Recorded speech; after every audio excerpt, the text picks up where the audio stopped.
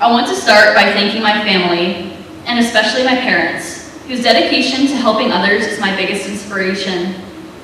I admire you for your ability to touch people's lives, and I hope to be able to replicate your love for serving others in my own life. Recently, I have been a tad jealous of some of my friends for how much they can sleep. Odd, I know, that some of my friends are able to sleep until 1 or 2 in the afternoon, and to be able to sleep in until at least 9 or 10 is a dream to me. I must be a light sleeper, because every morning at around 6 or 7, these birds incessantly chirping outside my window are my alarm clock, and there is no snooze button. Actually, the more I think about it, I hear birds chirping constantly throughout the day. Maybe it's the absence of routine and normal noisy activities, or my occasional boredom that has me listening to the birds.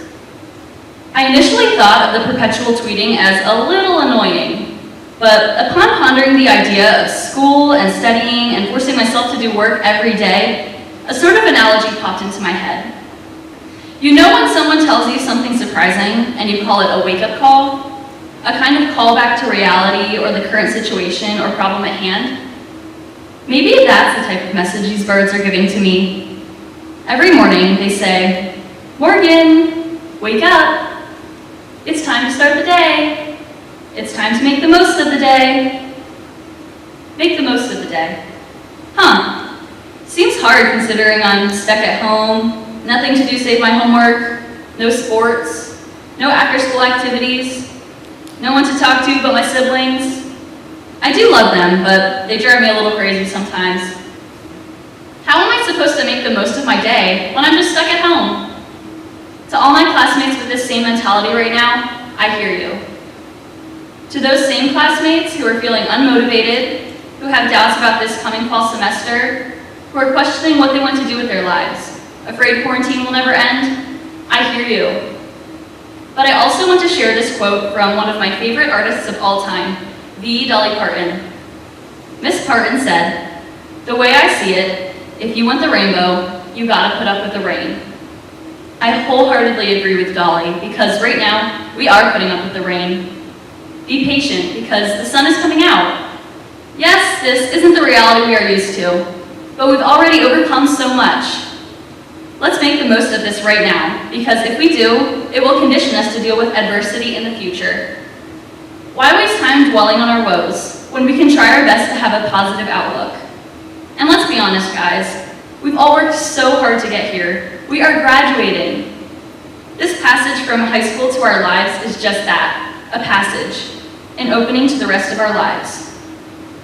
Now what we need to do is work equally as hard for what lies ahead. Our futures are what we make them. How can you make that future as meaningful as possible? Something a lot of graduating seniors, including myself, struggle with seems to be these simple questions. What's next? What do I want to do with my life? As important as these questions sound, I also encourage you to ask yourself these questions. What am I called to do? What am I passionate about? How can my passions be used not only to serve myself, but also my fellow man, my community, or the earth? Here, I want to reemphasize the idea of making the most of the day and apply it to our futures. Yes, sooner than we realize, many of us will be moving up a level and starting college or starting our careers. But our expectation of what that new beginning looks like may not be met with such a forgiving reality. Let's face it, the future is unknown, and unless you can time travel, your guess is as good as mine for how these next couple months will look. The unknown is inevitable, something that is completely out of our control. What is in our control is our outlook on the situation, or our ability to make the most of a maybe not so favorable reality. Our class is living proof that this is true. With this mindset, we are unstoppable. I want to lastly congratulate you all.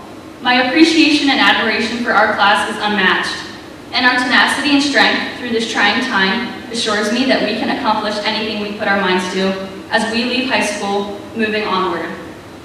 Yes, the future is unknown, but the possibilities are endless for us.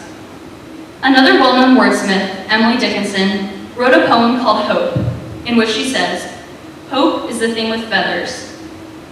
The birds calling through my window no longer annoy me, but rather serve as a symbol for hope for the future. I'm not a poet, nor am I a songwriter, but trust me, I hear the birds chirping at all of you too. Try to listen, and make the most of today and every day.